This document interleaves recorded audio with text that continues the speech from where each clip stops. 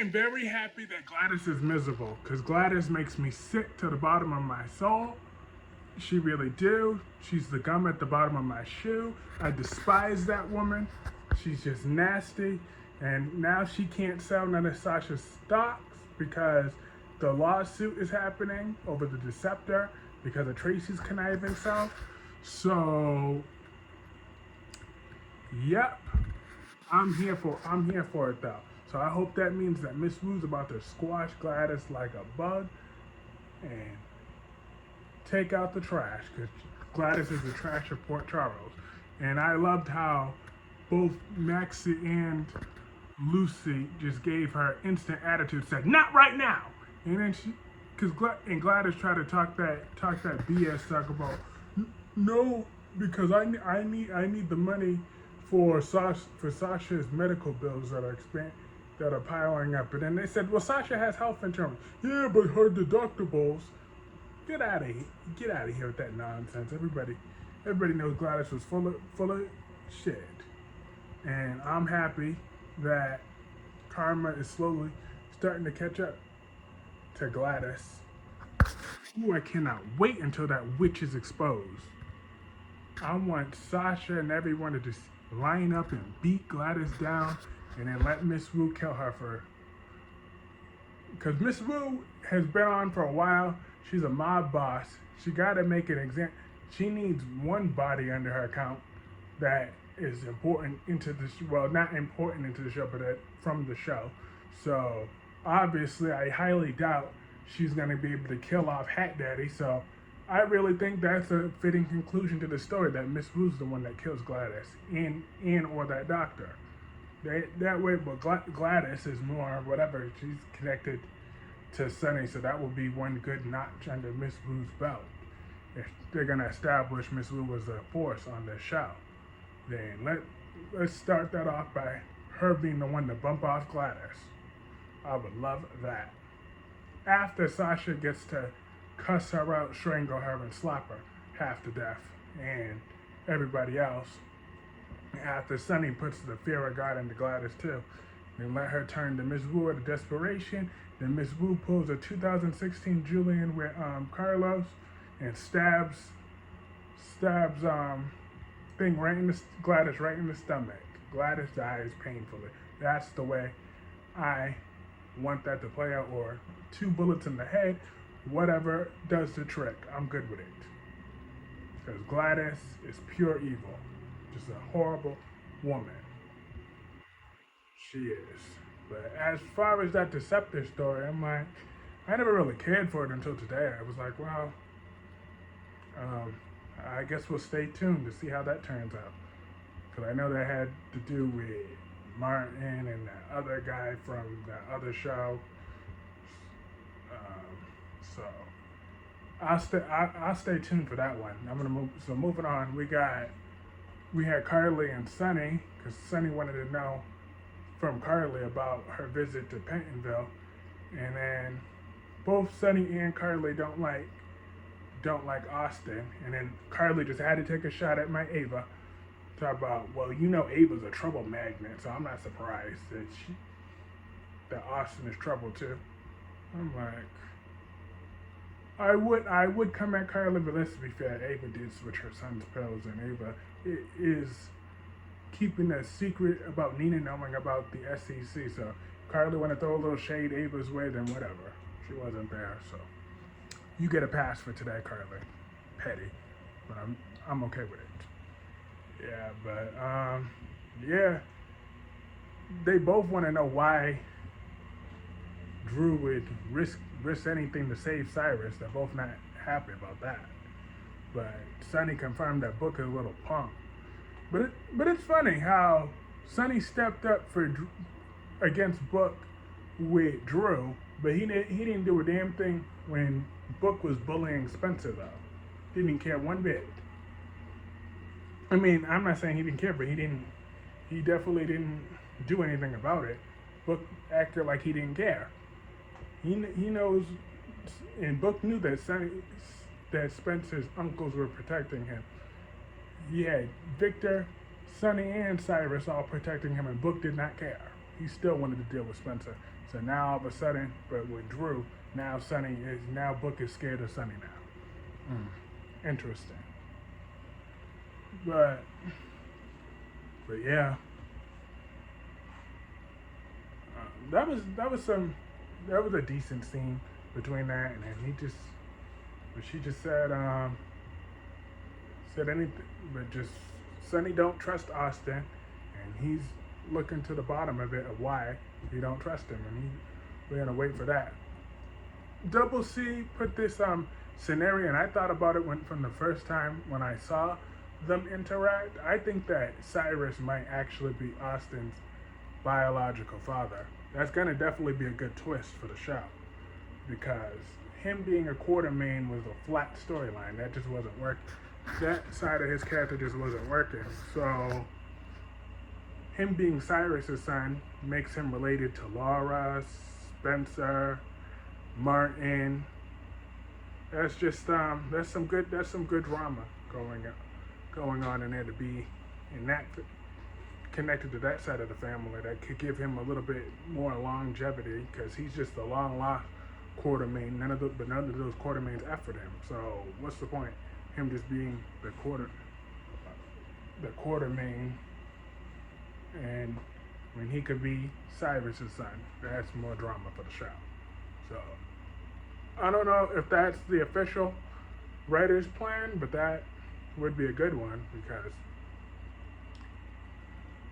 Cyrus knew what he was doing, so he wouldn't have been taking care of Austin without a price. So it's a very good chance that that's his son. Yeah. Now, moving on from that, we had Ava and Portia. Portia finally acknowledged that Trina does seem to be happy with Spencer. So she's finally gonna back off from that. And then she was just worried about Curtis. Ava was just trying to give her advice and be there for her. That was nice. I really love how they've evolved Ava's character over the years, because in 2015, 2016, Ava would have never had a scene like that, where she could just go to someone like Portia to be so nurturing, a nice friend. I really love the evolution of Ava's character. That's why she's number one queen. But Ava's just telling Portia, don't give up. The little bald man knows he needs you. So you could do this. I'm rooting for y'all. I couldn't care less about Curtis. I don't really care for Portia either, but I still thought the scenes between her and Ava was nice. Now, moving on from that, we had Spencer and Trina. See, now this is where Spencer got me a little confused right now, because don't be trying to come at that, because when he talked about when he was 8 years old now, that means you coming at my version of Nicholas, my Tyler Christopher version. So we're not gonna have that. No. Tyler Christopher is my guy. So Spencer, I don't know what you little talk about with your little sob story. Well, actually, looking back, I was watching the show a little bit. I did kind of think that Tyler Christopher's version was thinking a little bit too much about Elizabeth and needed to spend a little bit more time with Spencer, so maybe that's a slight bit accurate. But no, Spencer, don't be acting like like Tyler Christopher was a horrible father now. Now, Marcus Columbo's version was a horrible father. That version was revealed to have faked his death and all that good stuff. But Tyler Christopher's version was a good dad to Spencer. They had a nice little bond.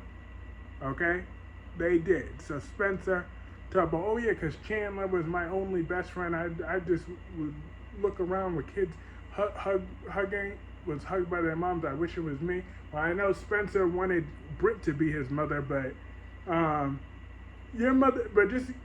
Spencer's mom died in childbirth. That wasn't Nicholas's fault. So come on, Spencer. You want to talk that nonsense? I'm glad that that Trina reminded him of a story that Nicholas sat with him for hours until he was comfortable learning how to ride on a horse. Because Tyler Christopher's version was a really good father. So I'm not going to let Spencer drag down the legacy Nicholas now. If he's talking about this asshole Nicholas that they had playing for the last few years, then be my guest. But you're not going to come at the classic Tyler Christopher version. I'm not going to have that, Spencer. Okay? So, you can miss that little sob story. You was always a spoiled little privileged prick. And I remember when Nicholas tried to get you to not be a freaking prick. He tried to teach you manners and stuff. Okay? Because you were going around calling Cameron a little townie, and you was a little brat all around town. So now you want to act like you didn't have no love growing up from Tyler Christopher's version? Miss me with that, okay? That was not true. Ooh. Okay. Musa. Okay. Yes. See, this is why Spencer goes up and down. But outside of that, he was kind of decent in an episode, but that part pissed me off. Outside of that, once Trina talked him off a ledge, and then he got a text from Esme talk about, are you going to be home for dinner? Like, see, Trina need to go slap both of, maybe I need to start seeing Brock TV's perspective. Maybe Trina need to slap both Spencer and Esme. Because you're not going to be letting, because Esme knows that she's all over Spencer, even though he is spoken for. He is taken right now.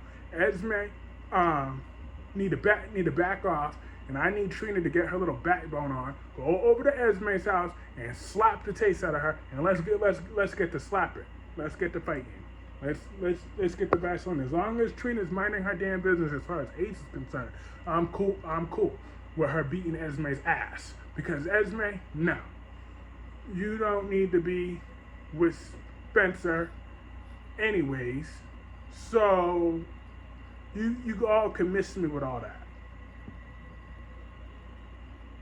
But I don't want Trina with Spencer either, though. I just want Trina to have some backbone in her character. Because I would like if they gave Trina a new black love interest. Because we need more black people on this black young men on this show. That's right, I said it. I don't care if y'all feel controversial about it, if what I'm making about race or whatever. I need more young black men on that show. They can cast a black man Trina's age, and that will be cute. That's what I want to see. Yes. But make him a black boy with an edge. And stop making all these black guys a bunch of good characters for a little PC, politically correct thing. Now, I want her to have a flawed black man, not a privileged prick like Spencer, but someone that gets in and out of trouble every now and then that will add a little spice to Trina's life. Add some edge, add some layers to her character. As long as he don't come after Ava, I'm good with that. Yes, that's what I want. And then we had Curtis got a visit from Jordan, and Jordan is fine. And even his personal trainer knows that Jordan was fine, even though he was thirsty as hell. I'm like, damn, bro. Talk about, oh, you think she coming back? Curtis like, I don't keep tabs. I don't hear whatever. Because Curtis was already trying to be a jerk in the beginning. Talk about, oh, is that all you came over? Because Jordan wanted to keep him up to speed about what was going on with what's the face? With Anna's house burning down. That's what Jordan wanted to talk to Curtis about. Yeah. But before that, when she was saying, oh yeah, good progress, he was a jerk a little bit. Talking about, I know that's not what you all that's what you came all the way down here for. Just tell me about my progress. I'm like, Jordan shouldn't be wasting no compassion on Curtis. See, this is exactly why I don't like him. Like, someone need to but he came to the conclusion that maybe that shooter didn't really mean to shoot to kill anyone. He's just trying to send a message. But Curtis got in the way. I'm like, well, maybe. And then Curtis saw that guy that was getting out. That got up. and they gave him a little pep talk about how he's not gonna let those disadvantages in his life get him down. He's gonna live his life to the best of his ability. I'm like, cool, good for you. And then we had Kurt. No, we already spoke about Curtis. Now we had we had Charlotte as well. Charlotte and Valentine. Charlotte got so big. I remember when she was just a little girl. Now she's a pretty young woman. I'm like, wow, she got so big. She's just saying about her CIT classes and how she's sad about Lulu. And then Valentine gonna go back to his prickish side a little bit, talk about, oh, well, don't be sending her to go see Lulu without my permission. And Dante said, she asked to see Lulu, and I'm gonna do that without your permission. Especially you have her staying. I have no problem with her staying in my house, but I'm not gonna ask you for permission for stuff. I'm like, exactly.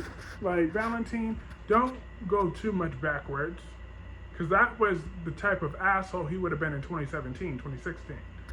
Come on. That is her mother. So she has a right to go see her in that coma whenever she wants to. Yes, it's gonna be sad and she wants to tell you about it, but Valentine, you're just being a little prick about it. I don't like it. And Dante was also trying to get on Valentine about the other one, about the Anna's fire in that house. I'm like, I really don't like that they're trying to bring down Valentine's character, because Valentine has come a long way. So come on, writers. Don't make me hate him again, please, because I'm not a forgiving person once I hate a character. Ask Betty. Now we have getting to the main event. We had Cody and Mac. Mac was just trying to get through to Cody, but Cody still wants to play that role to try to get into Ferncliff to save Sasha. And he compared that to Dominique. And yeah. And Cody was talking with that horse. I'm like, I like Cody now that he's sticking it to Gladys. He's good people for now. And then we had Sam came in there, and she's like, you can't con a con. I know what's going on, and it's a stupid idea, because once you get committed to Ferncliff, you can't get out that simply. When you're there against your will. So be smarter.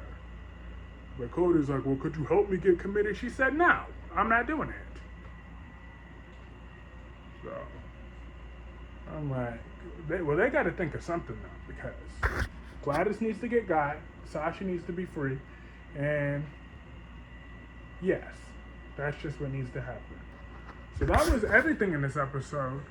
I thought this was a good episode today. I didn't fast forward any scenes for once. I actually watched every single bit of this episode.